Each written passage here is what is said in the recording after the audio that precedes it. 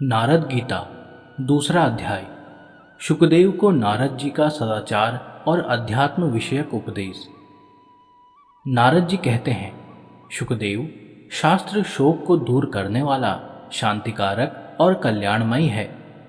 जो अपने शोक का नाश करने के लिए शास्त्र का श्रवण करता है वह उत्तम बुद्धि पाकर सुखी हो जाता है। शोक के सहस्त्रों और भय के सैकड़ों स्थान हैं जो प्रतिदिन मूढ़ पुरुषों पर ही अपना प्रभाव डालते हैं, विद्वान पर नहीं। इसलिए अपने अनिष्ट का नाश करने के लिए मेरा यह उपदेश सुनो। यदि बुद्धि अपने वश में रहे तो सदा के लिए शोक का नाश हो जाता है। मंद बुद्धि मनुष्य ही अप्रिय वस्तु की प्राप्ति और प्रिय वस्तु का वियोग होने पर मन ही मन दुखी होते हैं। जो वस्तु भूतकाल के गर्भ में छिप गई अर्थात नष्ट हो गई, उसके गुणों का स्मरण नहीं करना चाहिए, क्योंकि जो आदरपूर्वक उसके गुणों का चिंतन करता है उसका उसके प्रति आसक्ति का बंधन नहीं छूटता है। जहाँ चित्त की आसक्ति बढ़ने लगे वहीं दोष दृष्टि करनी चाहिए और उसे अनिष्ट को बढ़ाने वाला समझना चाहिए। ऐसा करने पर उससे शीघ्र ही वैराग्य हो जाता है। जो बीती बात के लिए शोक करता है उसे न तो अर्थ की प्राप्ति होती है, न धर्म की और न यश की ही प्राप्ति होती है। वह उसके अभाव का अनुभव करके केवल दुख ही उठाता है, उससे अभाव दूर नहीं होता। सभी प्राणियों को उत्तम पदार्थों के संयोग और वियोग प्राप्त होते रहते हैं। किसी एक पर ही यह शोक का अवसर आता हो ऐसी बात नहीं है। जो मनुष्य भूतकाल में मरे हुए किसी व्यक्ति के लिए अथवा नष्ट हुई किसी वस्तु के लिए निरंतर शोक करता है वह एक दुख से दूसरे दुख को प्राप्त होता है। इस प्रकार उसे दो अनर्थ भोगने पड़ते हैं।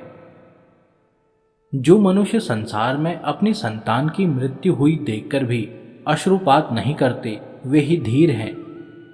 सभी वस्तुओं पर समीचीन भाव से दृष्टिपात या विचार करने पर किसी का भी आंसू बहाना युक्ति संगत नहीं जान पड़ता है। यदि कोई शारीरिक या मानसिक दुख उपस्थित हो जाए और उसे दूर करने के लिए कोई यत्न न किया जा सके अथवा किया हुआ यत्न काम न दे सके तो उसके लिए चिंता नहीं करनी चाहिए। दुख दूर करने की सबसे अच्छी दवा यही है कि उसका बार बार चिंतन न किया जाए। चिंतन करने से वह घटता नहीं बल्कि बढ़ता ही जाता है। इसलिए मानसिक दुख को बुद्धि के द्वारा विचार से और शारीरिक कष्ट को औषध सेवन द्वारा नष्ट करना चाहिए। शास्त्र ज्ञान के प्रभाव से ही ऐसा होना संभव है। दुख पड़ने पर बालकों की तरह रोना उचित नहीं है। रूप, यौवन, जीवन, धन संग्रह, आरोग्य तथा प्रियजनों का सहवास ये सब अनित्य है। विद्वान पुरुष को इनमें आसक्त नहीं होना चाहिए। सारे देश पर आए हुए संकट के लिए किसी एक व्यक्ति को शोक करना उचित नहीं है। यदि उस संकट को टालने का कोई उपाय दिखलाई दे तो शोक छोड़कर उसे ही करना चाहिए। इसमें संदेह नहीं कि जीवन में सुख की अपेक्षा दुख ही अधिक होता है, किंतु सभी को मोहवश विषयों के प्रति अनुराग होता है और मृत्यु अप्रिय लगती है। जो मनुष्य सुख और दुख दोनों की ही चिंता छोड़ देता है वह अक्षय ब्रह्म को प्राप्त हो जाता है। विद्वान पुरुष उसके लिए शोक नहीं करते हैं। धन खर्च करते समय बड़ा दुख होता है, उसकी रक्षा में भी सुख नहीं है और उसकी प्राप्ति भी बड़े कष्ट से होती है। अतः धन को प्रत्येक अवस्था में दुखदायक समझकर उसके नष्ट होने पर चिंता नहीं करनी चाहिए।